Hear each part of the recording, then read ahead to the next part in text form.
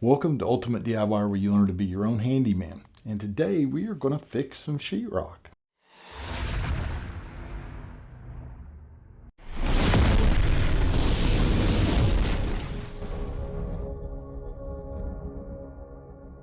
There was a leak from the roof and it came down and created some damage here. And someone just stuck a square piece of sheetrock up here, but didn't cut it out very square. You can make that work, but it's so much nicer if you can cut it in a square, put a square piece of sheetrock up, have very small or minimal seams. And then somebody has repaired this, and you can tell because it's the mesh tape. Generally on new construction, it's going to be paper. So when you use mesh, you need to be using hot mud, but where you're going to try to cut this seam out through here, fix that, put some new mesh tape, but hot mud in. So we're going to start today by pulling this out and see what is underneath there, how they attach. There's 4 screws. We're going to see how they did that. So let's go ahead and let's get into it.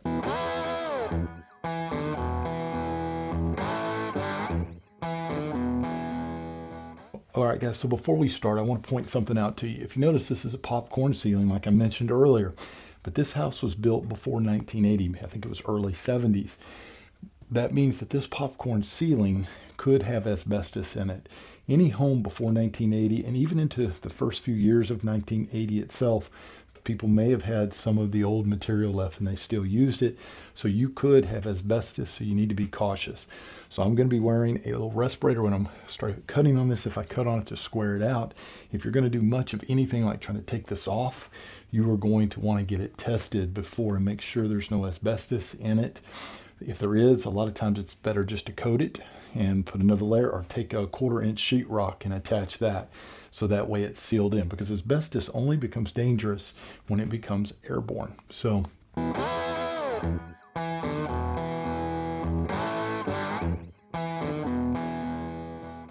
let's go ahead and pull these screws loose. I see several screws. They did several here, I think, to hold this side up. Let's see what it looks like under here.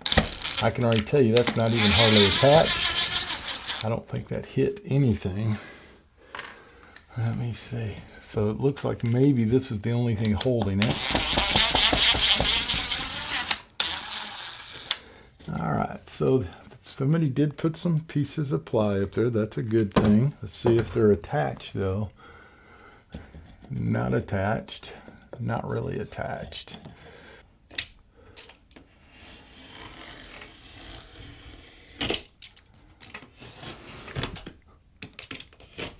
And this is really bowed out right here. I don't know if you can see that in the video, but it is pushing out big time right there. So I'm assuming when this leaked, this whole junction here got really wet. And this was actually where 2 pieces even met, so that made it even worse. Now what I don't want to do is cut too far over here to where I cannot have something to screw this side on.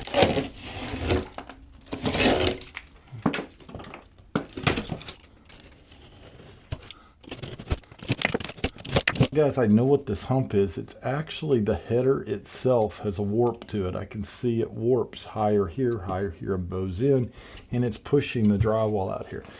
So the only way you're going to actually fix that is you would literally have to take all this drywall off and reframe this. Hey guys, real quick, have you ever wondered what it costs to have your house power washed? How about paint it? How about do a kitchen makeover or a bathroom makeover, or one of the thousands of things a homeowner can do to improve their property? Have you also wondered what you could save as a DIYer just getting the materials and doing it yourself? Well, that's going to be one of the segments that we are going to put into our weekly newsletter that you can get by going to the description of this video and following the link and signing up. Hope you become part of the DIY family. Now let's get back to the video.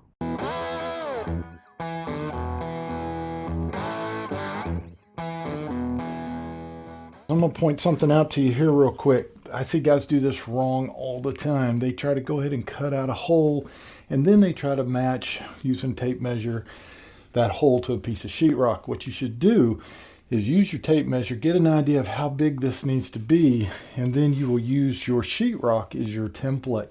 Now the only issue I have here is this inset part back here, because it tends to push back, but it's going to be very close. I figure out just exactly where I want it, we are going to mark it. Now, I want this to go back just a little, so I will cut on the inside of that line. I want to make sure I'm right in the center of that one though. That's an important one. So I'll want it about right here,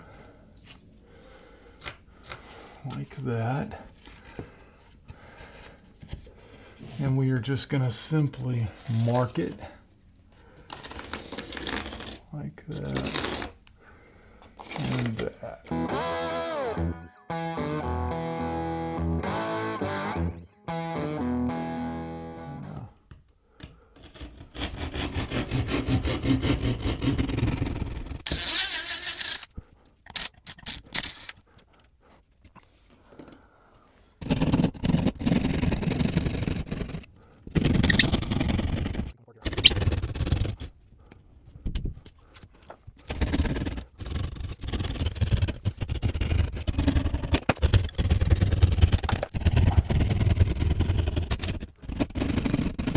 Well, the good news, guys, is we are going to be underneath another joist, so we don't have to put blocks back up at all.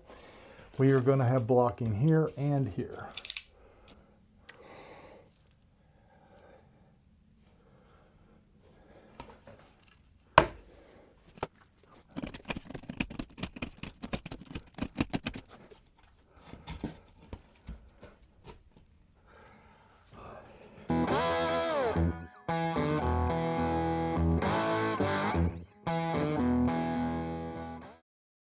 Now let me explain a couple things. It's hard to do with the mask on and trying to put this in.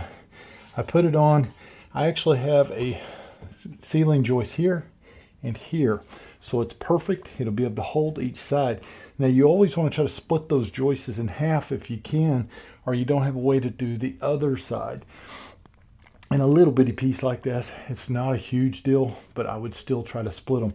So when I started cutting it out, I was still trimming on the side. I got to about the middle, went out and cut a little bit more off of this so that I wouldn't go past that. So I have a good solid holding power. Now, when you put this in here, one of the things I want to point out, first of all, it's going to look lower than this because this has mud all on it and it's bowed over time. So we are going to have to kind of float this out. We'll have to sand some of this and get it to where it looks decent. So what we're going to do now is we're going to go ahead and get this thing screwed into place. So I'm going to come over here where I know that's at, put it in. Now the thing, you don't want to over screw, and you got to be careful when you're near the edges or you will just break your sheetrock in pieces. So you can't be directly on that edge. We're just going to get one more here, lock it into place. All right, so now what we're going to do, we're going to get this one in, and then we're going to sand around that and sand here a little on the side so we can get our mesh to stick.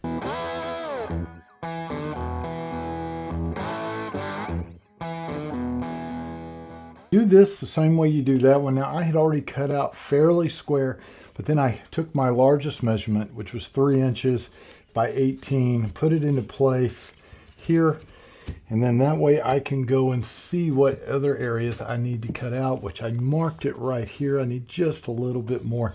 That way you get a good cut. Let's cut this out here so this one fits and we can get this mounted. Remember, you always want to be just a little bigger, about 1/8 of an inch all the way around.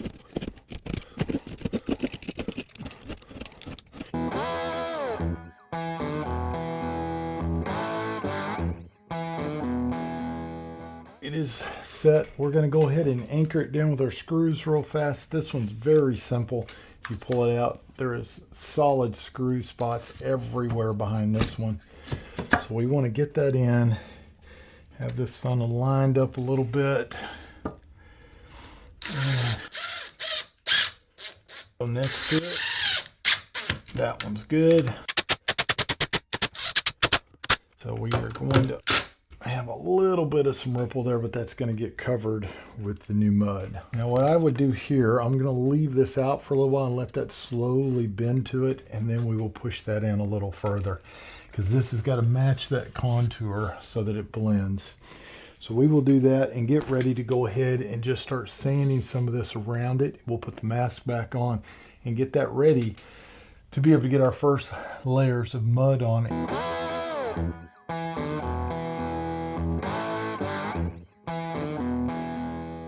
All right, guys, another quick tip. A lot of times when I'm dealing with this stuff, I end up using my regular power sander. I'll use my back, hold it underneath, and try to catch as much of the dust as possible. If the person is very sensitive to dust and it's just after I've mudded, I will use wet sanding to keep that down. Now, when it comes to things like this though, guys, as long as they didn't actually apply paint, because a lot of times on ceilings they don't apply paint, the mud itself, the texture has its own in it. You can wet it with water, a spray bottle, and you can let it set for a minute and then try to go ahead and see if it will pull off. All right, hold the bucket under. And it is coming off quite a bit. And you can see how it comes off like that? Saves yourself a lot of sanding.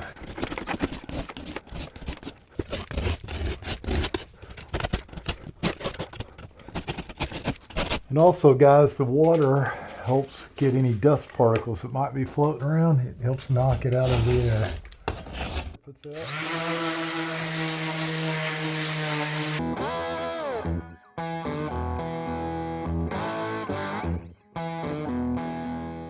We're going to mix up the hot mud. Now, I go through this in a lot of my other videos, but in case this is your first time watching one of my videos, I'm going to do it again to make sure that everyone's on the same page. This is hot mud, Easy Sand USG mud. This is the 20 minute. That's what the 20 stands for. It means that this will set up in about 20 minutes. You have roughly 20 minutes to get it up. That can also be affected by the temperature in the area that you're applying it. It can be affected by the temperature of the water. It can actually change that. But for the most part, you're going to have right at 20 minutes. So you need to be, booking pretty quick. You can get this in a 45. You can get it all the way down as low as a 5. But if you do that, you better be extremely quick. I would recommend, honestly, if you're a DIYer and you're not familiar with this, I would go with a 45. Gives you a little bit more working time. Unless it is a very small area that you're working on, then maybe go ahead and go with a 20 or even a little lower. It's going to come out as a powder, so I will go ahead and put a little bit of water in, about like that, just to kind of get her started. You can kind of see it's like right there, and I'm going to pour it in. Now, there's a couple of ways you can mix this. A lot of guys will take a knife and mix it, and you can do that in a crunch. But if you have the ability to use a drill and get an old egg beater, they work fantastic. You'll do it way quicker and the mix is much better. And I'll show you how that works. So we're going to go ahead. This is a brand new bag, not open. See if I can get this open a little here, just enough. And we're going to pour some in. Now, you don't have to wear the gloves, by the way. I wear it just so it doesn't make my hands dry, because I'm in this every day and it tends to really dry you out over time. Now, you can mix in small batches. Just mix enough for what you think you're going to need this go round, because whatever you don't use on each cycle, you're going to have to trash. You can't keep it. It will not. It'll just set up like rock. So don't make too big of a mix at one time. So this is about all I'm doing for this one. I'll add some more because I definitely have more water.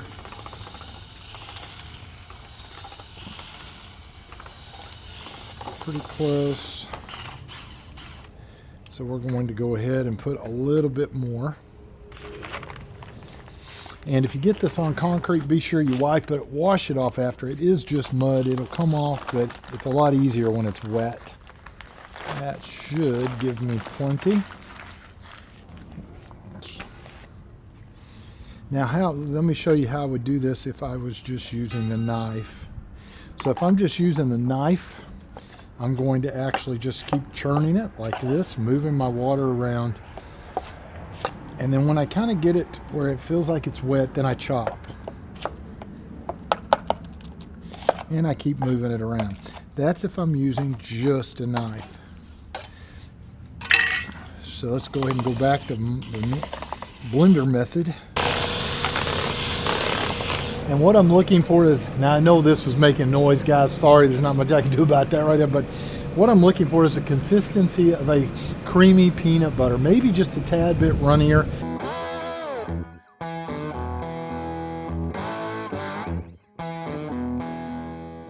Okay guys, we are ready to start. And remember, I left this one out a little.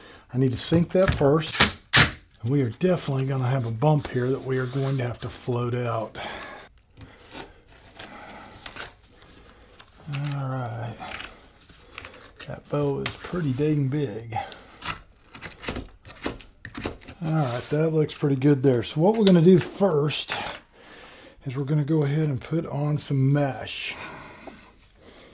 Now, I will usually get that down about where I want it and go ahead and cut it.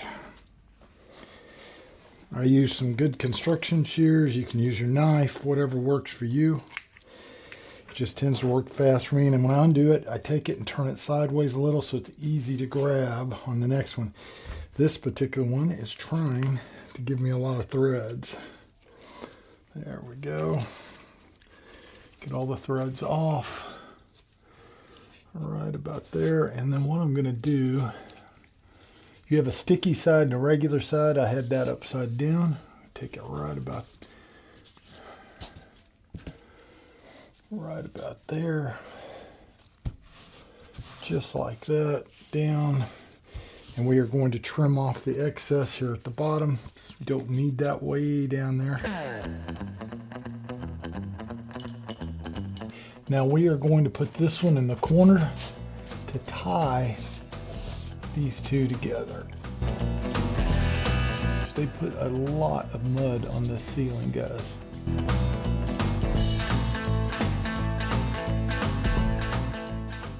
And I may go ahead and put a little piece right here, guys, just to help hold that, because there's going to be a bunch of mud right in that spot. There.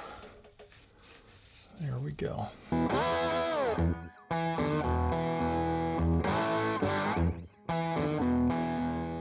It's all taped up and ready, and I'm just going to take and kind of smear it on at this point, and I'll show you how we taper the edges. Now this part you got to push down a little to get it into that void.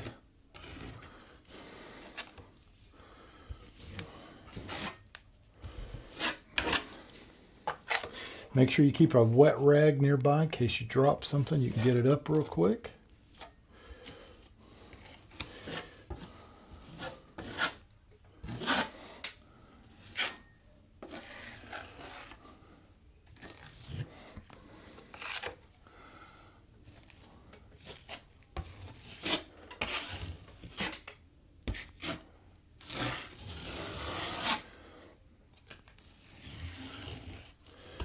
What you do, guys, to feather this is you will take the edge of your knife like this, the side where my thumb is, and I'm going to push down harder there and lighter in the middle. That way the edges, it scrapes it off. Now I'm not looking for perfection on this one. I just want to make sure I get good coverage. And this one, we are definitely going to float the whole thing a little.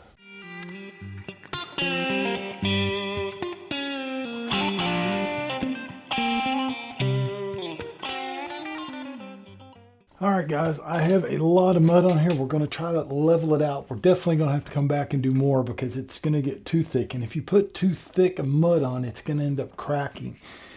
So you definitely don't do this with regular mud. It has to be hot mud. But we are going to try to level this out. There we go. That's looking pretty good. I still see a little bit of fiberglass strings trying to come down, which I can pull off later after it dries.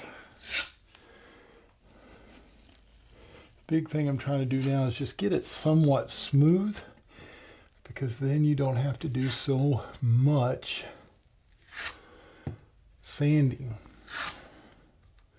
So where it overlaps, you definitely want to pull off excess and try to flatten the other. And you might have to get a little bit larger knife.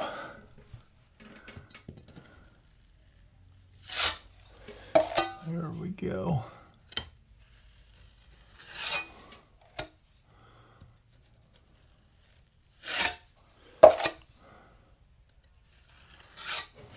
Looking good.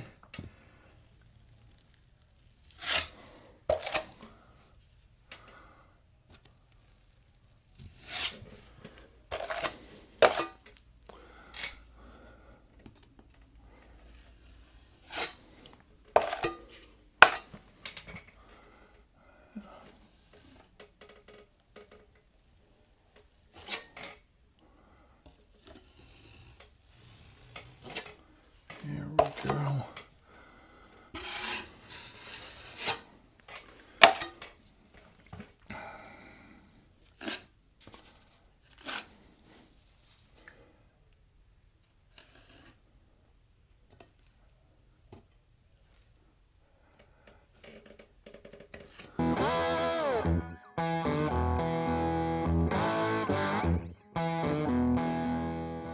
Everything is nice and firm. I can still see some of the netting through here, which is our fiberglass tape, but we're going to be putting more on. So what I'll generally do is I'll use a scraper first and take off any highs. So just take your knife, look at any areas that are already kind of high and just kind of get those down a little, and then we're going to go over it with the sander, but this gets rid of a lot of it beforehand. And it looks like no real cracks, which is good. That's why you use hot mud. And the top, now this had an awful lot to build it out. And that's why we're going to do a couple of layers. Because if you don't kind of smooth it some, you'll have a very hard time feathering because it's going to hit those lumps. So I'm going to put the mask on and we'll sand just lightly.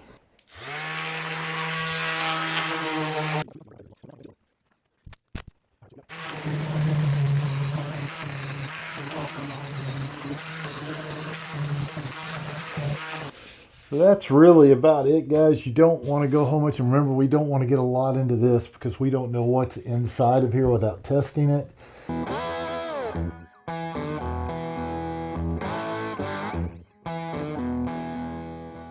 So slight change of plans. I've got the regular mud, but there's still quite a bit that needs to come out. A lot to get that where it needs to be.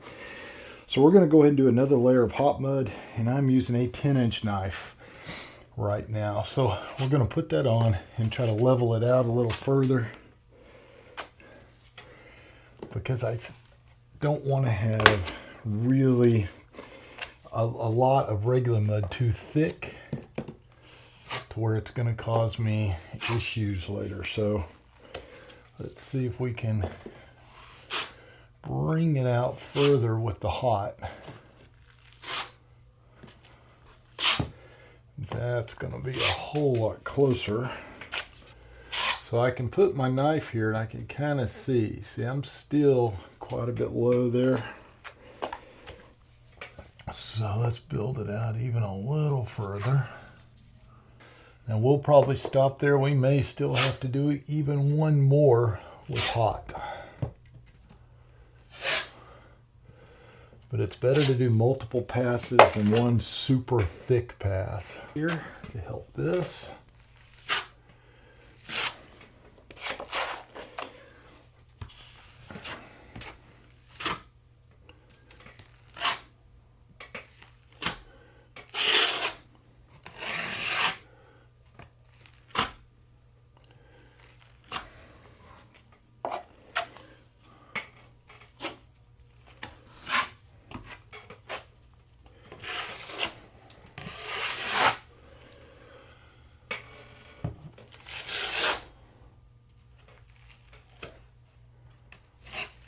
Now I did wet the mud a little more than usual on this just to give myself a little bit more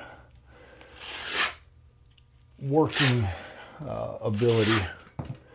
So we're going to get it on and then I'll do a final sweep.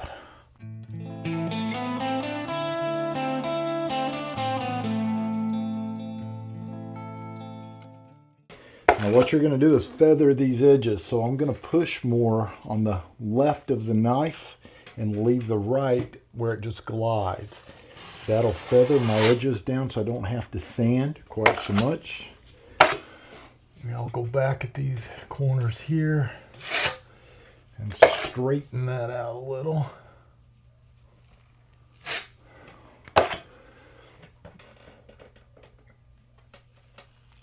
Oh, here we go. That's looking good. And looking very good.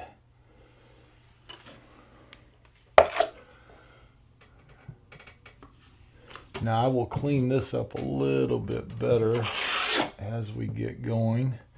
Right now I'm just trying to fill this in here and get this where this is a lot closer. Now this around the window, I'm going to use my smaller knife. That is looking a lot better. Okay. And I'm going to get a little more right here.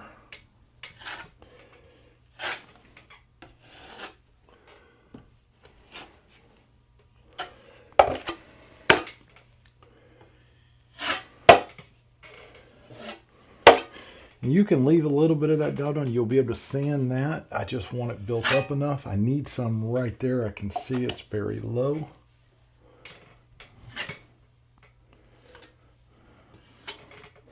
See if I can get just a little more there. There we go.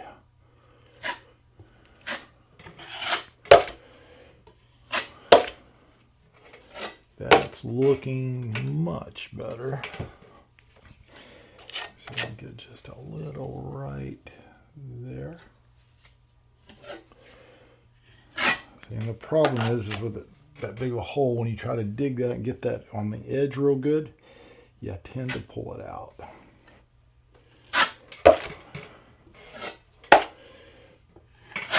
There we go. That's looking pretty good. So now we're going to let that set up, and then we will come back probably with a regular layer of mud.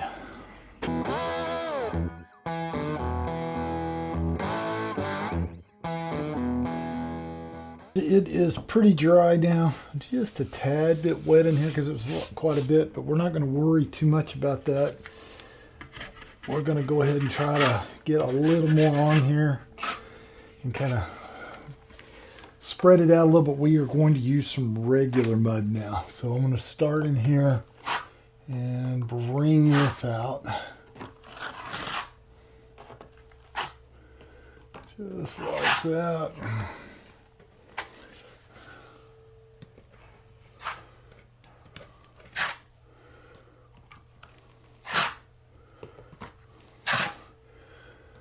Now you want to press hard enough that you get the air bubbles out of it, but you don't want to tilt it like this, because if I tilt it like that, I'm going to end up taking all the mud off.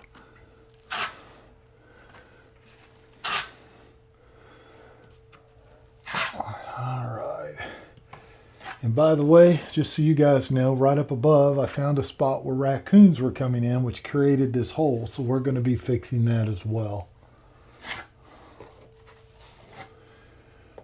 Alrighty, and I'm going to go ahead and try to take this out just a little on that side over there.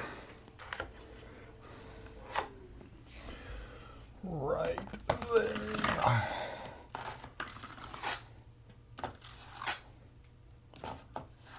There we go, looking good. And let's start here.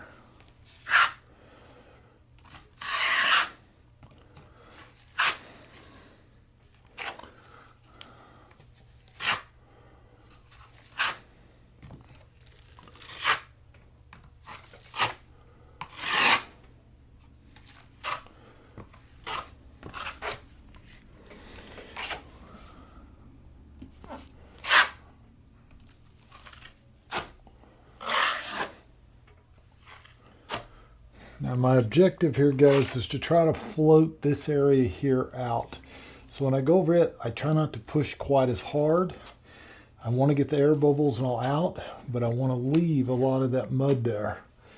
And then as I get to the bottom, I want to be able to just pull that off.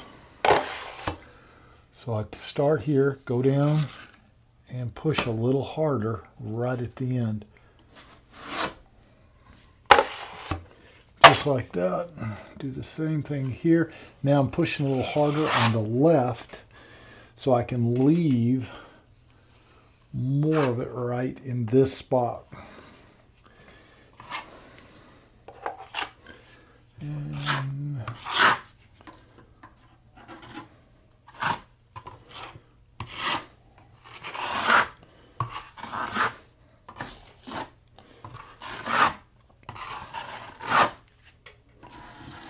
there we go. Now I'm leaving it a little thick right there because I'm going to sand this down and get my pretty edges. Just try not to leave too much to give myself too much extra work. There we go. That's looking pretty good.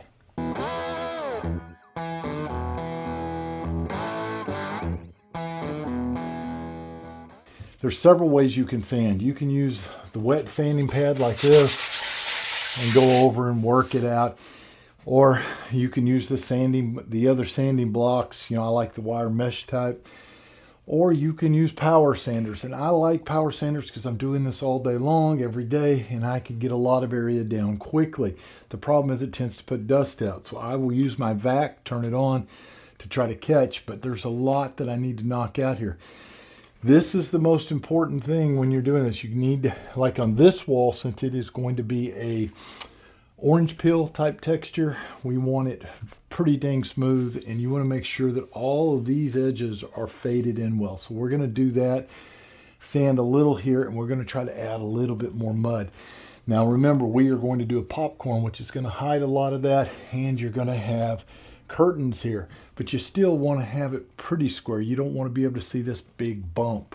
This bump that was here, most of it is gone now. We may float just a little more through this area just to try to blend it.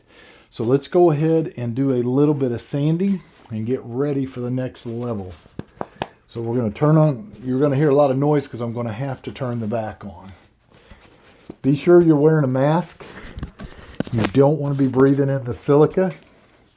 That's one of the reasons a lot of guys don't like power sanders. And you do have connections, like I think I said earlier, where you can hook a vac up to some of these. This one, of course, is just a little DeWalt, but I have the ones made specifically for drywall, but this does a really good job.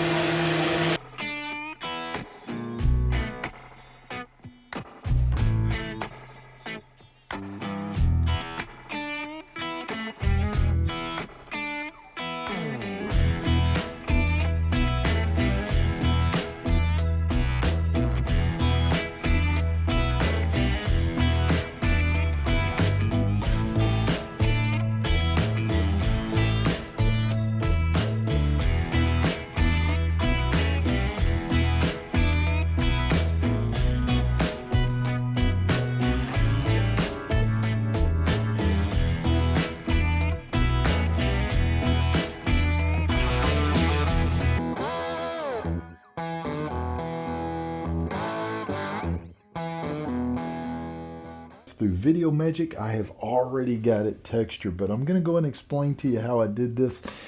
I used the bottle textures on these because they're small. You can mix up a big batch and do it with your actual hopper if you like, but I won't normally do that if it is a small repair.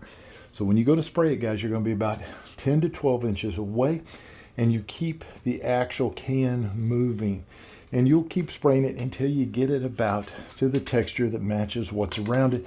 And I will usually fan it out a little bit away all the way around and lightly pull away so it tends to blend a little bit better. Now this you will obviously put paint on. So we are going to primer this first, and then we are going to paint it after I do a little wet sanding and clean everything up. Like I said, this here, we do not put any paint. Now this is the same thing. I will spray it until it looks like it's close to the texture over here. so that it blends. And just remember, it will never be 100% match, because the only way it's 100% match is if you are doing an entire wall or the entire ceiling and it's done one time. Even if you are doing it at the exact same time and you have one person on one side of the room and one person on the other, your textures will not match, because each person has a different technique or a different way they're moving. Keep that in mind. If you have one person texturing in a room, keep one person texturing. Do not let someone else get on the other side. It'll create a problem for you. So we're going to go ahead and clean this up and get a primer, and we're going to get it painted. I'm going to remount the bracket that goes here, and we're going to get the curtains up.